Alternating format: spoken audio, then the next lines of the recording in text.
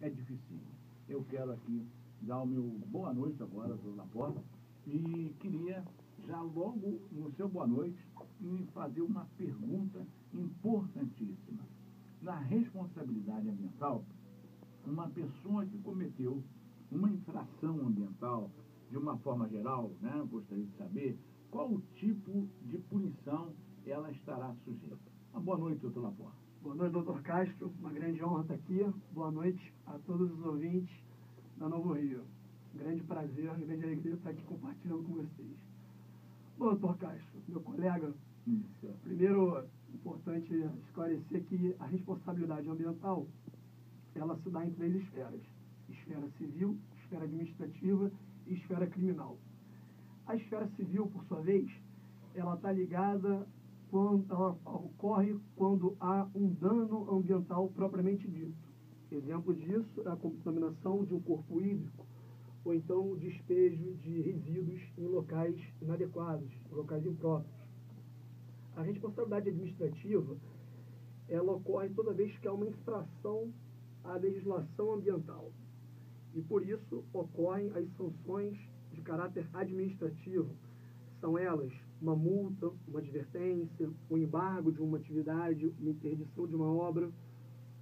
E a responsabilidade criminal, ela se dá toda vez que há infração a, por exemplo, a Lei de Crimes Ambientais, que é uma lei federal instituída em 1998, e dentre os seus crimes a gente pode destacar, por exemplo, o corte de árvores sem autorização da autoridade competente e as queimadas sem nenhum controle. Para finalizar esse tópico, dizer que a fiscalização ambiental ela é exercida pelos 3 entes, município, estado e União, e a responsabilidade ambiental compete a todos nós. Isso, doutor Laporta, excelente resposta, né? Um aprendizado. Essa responsabilidade ambiental, ela tem assim como um bojo, não sei se eu estou fazendo a pergunta correta, porque não é minha área, e o especialista é o senhor, também estaria inserido, não só no contexto da lei, mas estaria inserido no contexto da mudança comportamental do indivíduo? Perfeito, perfeito. Isso é uma questão que tem que partir do poder público, tem que partir da própria consciência do indivíduo. É a mudança, principalmente, o ponto que a gente pode falar depois, é o consumo sustentável.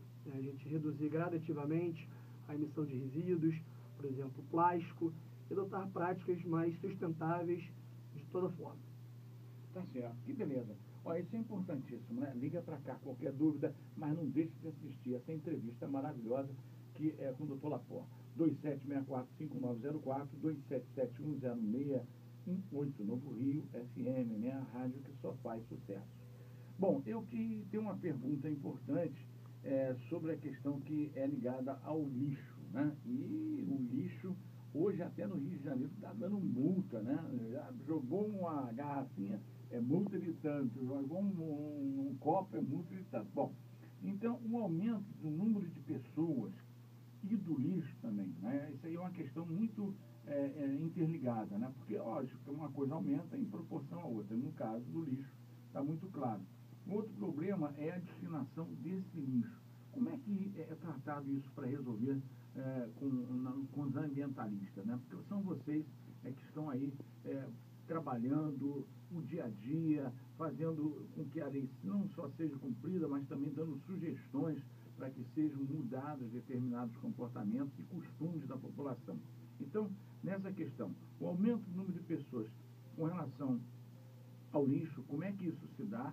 E a destinação desse lixo. Como é que a gente resolve com tanto lixo, não é? Que nós, por exemplo, tivemos aqui o carnaval em Rio das Ostras, eu fiquei assim abismado com toneladas e toneladas de lixo, a base de 350 mil pessoas aqui. E como é que isso se dá, doutor Laporta? Perfeito, Castro. Primeiramente, um dado lamentável. O principal descarte de lixo, hoje em dia no Brasil, ele é feito nos lixões. Tá? E um lixão, para quem não conhece, é um lugar muito rudimentar, onde não há tratamento adequado desses resíduos. É um lugar cheio de bichos, urubus, muito chorume, um odor O insuportável. que é chorume? Dá licença, doutor Lapor. Eu tenho uma noção, mas não tenho certeza e gostaria que os ouvintes entendessem isso. Eu já ouvi falar muito no chorume. O que é chorume? Em bom português, é um líquido que fede e não serve para nada.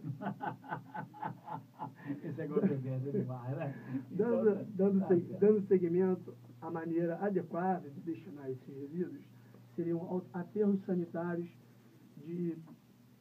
em locais grandes, em locais onde os resíduos são destinados adequadamente à separação de materiais, o lençol freático não é contaminado e também uma outra forma, isso somente agora aos resíduos inorgânicos, são as usinas de incineração, onde esses resíduos eles são queimados gradativamente. É claro que, para início de conversa, a gente tem que fomentar sempre a redução desses resíduos, como eu bem mencionei.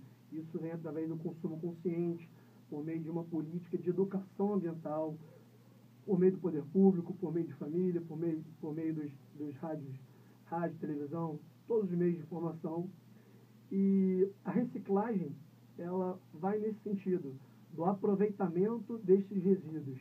A redução, a reciclagem, o reaproveitamento, está tudo esculpido numa mesma cadeia importante e essa é a mensagem que fica. E, por fim, dizer que em 2010, Castro, foi editada a Política Nacional de Resíduos Sólidos, uma lei importantíssima de âmbito federal, e eu gostaria de destacar um instrumento importante chamado a logística reversa, que é o nome do processo que responsabiliza os geradores dos resíduos e faz retornar à cadeia produtiva tudo que for reciclável.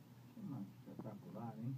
E aí eu gostaria de só uma explicação como leigo nessa sua fala final. Como é que isso é reaproveitável? Isso, o lixo, se eu entendi bem, o lixo ele é reaproveitável nessa cadeia? Como é que se dá isso? Eu não entendi bem esse final, doutor. Sim, perfeito. Por exemplo, o plástico ele pode ser usado na indústria têxtil, ele pode ser usado na indústria de calçados. Então, são esses resíduos, a garrafa de Coca-Cola PET que a gente está tomando, ela tem uma função, por exemplo, na arquitetura muito interessante. Então, ao invés de destinar esse lixo a um aterro sanitário, a um lixão, a uma usina de incineração, é o reaproveitamento de todo tipo de material para uma segunda utilização. Que bom, é uma coisa importante. Você está vendo, gente? Vocês que estão ouvindo, a importância desse entendimento. Não é? E é por isso que esse programa vai estar sempre trazendo pessoas com essa qualidade que é o Dr. Lapor, porque eu desconhecia essa lei aí de 2010. Nós, povo brasileiro, temos essa dificuldade, né, de chegar até nós numa linguagem fácil, tranquila, mansa, como a sua, as explicações, e também porque aí a gente passa a ter a consciência, né, do que acontece, né, nessas questões do lixo, da própria reciclagem. É importantíssimo, gostei, parabéns, não podia estar esperando outra coisa. Agora, com relação a uma coisa que está acontecendo nesse momento no nosso país, por uma questão também das novas energias, o que acontece? No Brasil, né, a situação da carência de energia é muito grande. O problema das chuvas, né, nós estamos vendo que estão sendo ligadas as termoelétricas, né, e eu já fiquei sabendo, vendo na televisão, que a Dilma Rousseff, a nossa presidente, disse que vai haver um repasse na conta de luz, que nós tivemos 20% no ano passado, né, de custo reduzido, e que em 2015 nós vamos sofrer esse aumento. Tá? Então, essas novas energias, elas são significativas para o bolso do povo brasileiro. O senhor pode me falar disso, doutor Laporte? Bom, Castro, primeiramente, energia é algo de suma importância para todos os brasileiros, quer queira ou não. Calcula-se que em torno de 12 milhões de brasileiros não possuem energia elétrica em seus lares. Tá? Falando um pouco das fontes, de onde vem essa energia, como produzir essa energia, é de se destacar que o carvão ainda é a principal fonte de energia elétrica do mundo. E o carvão, como bem sabe, é uma fonte finita e passível de esgotamento. A matriz energética brasileira, ela é predominantemente hidrelétrica, é energia oriunda da água. Existem diversas, milhares de hidrelétricas no Brasil, gerando energia a todo tempo, que chega aqui à rádio, chega ao lar do ouvinte da Novo Rio. Essas fontes convencionais de energia, elas não estão conseguindo suprir essa demanda. E por isso, há necessidade de nós buscarmos novas fontes de energia, principalmente a energia eólica e a energia solar. A energia solar, ela é desenvolvida principalmente no Nordeste do Brasil, pela irradiação solar ser muito grande. Ela se dá principalmente por meio de painéis voltaicos, que é uma tecnologia ainda muito cara, e também de forma doméstica, onde você pode aquecer a água do seu banho por meio de energia solar. Doutor,